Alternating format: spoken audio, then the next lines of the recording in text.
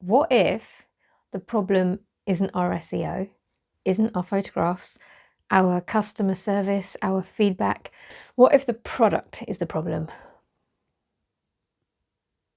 But seriously, sometimes we are going to make a product and we're going to love the stuffing out of it and we're going to think it's going to soar, and it doesn't. And we have to ask ourselves, could we have seen that coming? And is there something that we can do about it in the future to make sure our products are what our customers want? So today we're going to go over 10 questions that you can ask yourself during the design process to make sure that your items are going to sell. Because let's be honest, if you're on Etsy, that's what you want at the end of the day, sales. You see, I knew I could do it. I knew I could find a way to link the bats and the spooky and the video theme. Ha ha ha!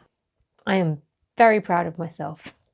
But yeah, you're here for the 10 questions, so let's get into that. 10 questions is quite a lot, so I suggest either getting a pen and paper and writing them down, or saving this video to watch later when you are next creating ideas for new products, because there's a lot of stuff to cover. And with that, let's dive in. Right, the first question you should be asking yourself is, what is the demand for your idea anyway? Some people think that the way to go about this is to go onto Etsy, stick it into the search and see what comes up.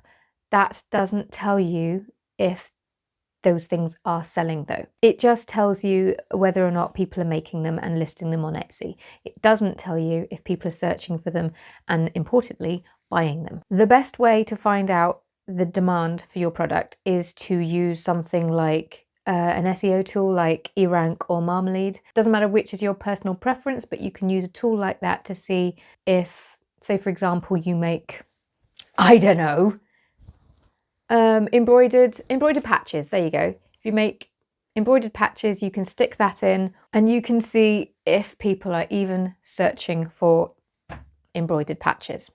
Because if they're not, it's kind of dead in the water. So yes, that's the first question, and the most important one is there even a market for your thing? Question number 2, who are your competitors? Now yes, you are going to look at Etsy for this, but before you even do that, you need to ask yourself, could somebody get what you're thinking of selling in your local shop?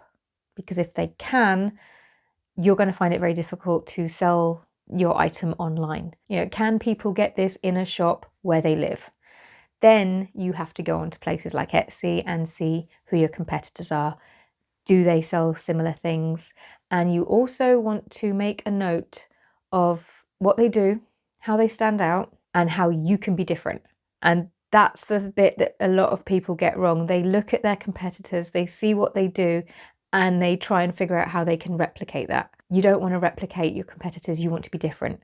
Because if you're doing the same, you're going to be one step behind all the time and you're just going to be an echo. You need to stand out, you need to be different. And this is very healthy because it also allows you to see competitors not as taking something away from you, but just their very existence and being there helps you realize that there's demand for your product. The next question you have to ask is, your item, is it a trend? The best kind of item to make is one that is pretty evergreen and will sell all year round. It's hard to come across an item that will sell all year round, and a lot of things become very, very popular because of trends. You can have a trend that is only relevant for a few weeks, and you can have a trend that can last a year or 2 years, depending on how long it takes for the masses to jump on it. But if it is a trend, and again, this is the sort of information that you can glean from Marmalade or eRank, then you need to know if you are at the beginning of the trend, at the peak, or if it's tailing off. Because once a trend starts dying off, so does the demand. And I wouldn't recommend that you chase trends because it's a losing battle and you will wear yourself out trying to constantly keep up. My tip would be to try and come up with something that can be adapted to follow trends. Trends in colour, for example, that's a really good one. But try and think of like a baseline product that can be easily adapted to follow trends. That's much more sustainable long term. And linked to that is the next question, which is your product seasonal? For example, I don't think I've shown you. Look at these earrings. Yeah, more bats. I'm big on bats at this time of year. I bought these from a lady on Etsy, and she's on Instagram. You can check her out there. Now these earrings, for example, I wouldn't have bought these during the spring or in the summer even, but autumn, in the lead up to the spooky season, I was actively looking for spooky earrings. And then she posted these and I was just like, they are mine. I've never bought anything so quickly in my life. Although they could be up in her shop all year round and she might make sales all year round, arguably these are seasonal and she will sell more of these at this time of year. That doesn't make them a bad product to have, because if you have items like these, you can make multiple seasonal items, and when one starts to wane, another one can come in, and then overall your income will be a bit more level.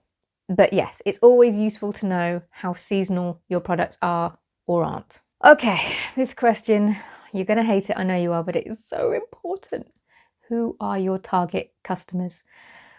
I could go on for a long time about this, but I'm just going to tell you a quick story. So when I first got started on Etsy years and years ago, I was making pretty generic items and I was trying to get my net out to as far as possible. And I was basically like, I'm trying to attract as many people as possible. And that resulted in very few people. Weirdly, when I niched way down and I started making things for a certain person, my sales increased a lot. And I wasn't selling just to my target customer, but there is something about knowing who you're targeting and marketing directly to them that appeals to a lot of people. So really drill down on who your target customer is. Question 6 is, what is your potential pricing going to be? Obviously, you need to cover the costs of materials, time. You need to give yourself some kind of profit, otherwise what is the point? And with the knowledge that you have on your target customer, you need to know what their budget is, and you need to find a sweet spot. One exercise to do when you're researching your prices, or your potential prices at least, is to go onto the platform that you're intending to sell on, such as Etsy, and you look at who are doing things similar to you, and then you get the lowest and the highest price, and that's kind of like your gauge. And you try and imagine where your customers fall within that. Now, just a quick little tip on that. For example, if I was to make embroidered patches, not all embroidered patches are created equal, and it's going to be the same for a lot of products. With these, for example, machine embroidered patches are different to handmade embroidered patches. So if you're comparing like for like, make sure that it is like for like, because otherwise you could end up setting the wrong price for your item. Now, this is linked to the price, but it is a separate question all of its own. And that is, what are your postage prices going to be? To figure this out, you need to know what your item is going to be and your packaging. And you need to have a rough idea of how much it would weigh. And also the packaging. Are you going to send it in an envelope like this? Or are you going to send it in a box? The reason why you need to know all of this is because then you need to go onto your courier website. Mine, for example, is Royal Mail, and you need to figure out how much they charge to send one of your items to, I don't know, domestically, and then maybe internationally to whichever countries that you're selling to. Because obviously, if your postage is too much, it's going to put the customer off. And when I say too much, if it's going to cost more for the customer to receive an item than to buy the item itself, not many people are going to be willing to do that. So you need to find a balance between the two. And often the cost of postage can impact what you charge for the item itself. So bear that in mind. And number 8 is kind of related to that. And that is, are there any restrictions? Now, it's related in the sense that you have to think about restrictions in postage. There are certain things that you cannot send through the mail. There are certain things that you cannot send to certain countries. Plants, for example. This is also relevant when it comes to packaging. A lot of packaging can include things like dried flowers, but there are some countries that flat out won't allow this into their country. So you need to make sure that you do your homework there. But it also relates to the platforms that you're selling on and what they allow and don't allow on their platform. So just do your homework there. This one may not relate to you if you don't necessarily need repeat customers, but if you would like or would even rely on repeat customers, you need to ask if your product is something that would attract repeat customers. How do you do that? Well, some items lend themselves very well to repeats anyway. For example, if you're selling something that will run out quite quickly and will need replacing. Some items though, I mean, you might find that somebody buys a pair of earrings like this and they never come back. That's not going to happen with me. I'm definitely going to be back. And I'll explain to you why in a minute in the next tip. But for now, it's worth bearing that in mind, because if you can make something that can attract returning customers, that is gold. Okay, the last one is something that admittedly I'm not very good at, but does your product help them express themselves, I guess? Or does it solve a problem? So we'll take these earrings as an example. I have a particular weak spot for garish jumpers, although this one's not too bad to be fair today, and statement earrings. So those for me fall under a passion item, I guess. And these items can sell very, very well if you're marketing them to the right person. Then you've got solving a problem. Well, for the lady who made these earrings, she needs supplies. The people who supply her solve her problem of supplies. If you have an item that does one of those two things, that's going to make your life so much easier. And admittedly, which is the latest word that I cannot say, this is the question I often forget to ask myself and don't give any attention to. So next time for my spring collection, those are the 10 questions. And oh my gosh, the next time you sit down and you start thinking about new items for your shop, do this, run these questions through your head, because I promise you, it will make everything so much easier. They tend to have like a ripple effect.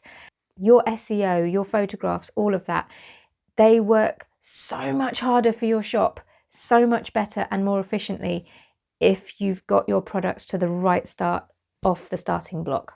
Sometimes it does pay to play to the galleries. It stands to reason. Buyers are only going to buy something if you have something that they want. So if your products aren't really something that they want, it doesn't matter how good they are, how well made they are, how cheap, how well your SEO is doing, and how brilliant your photographs are. None of it will matter if the person doesn't want the item. It starts here. There you go.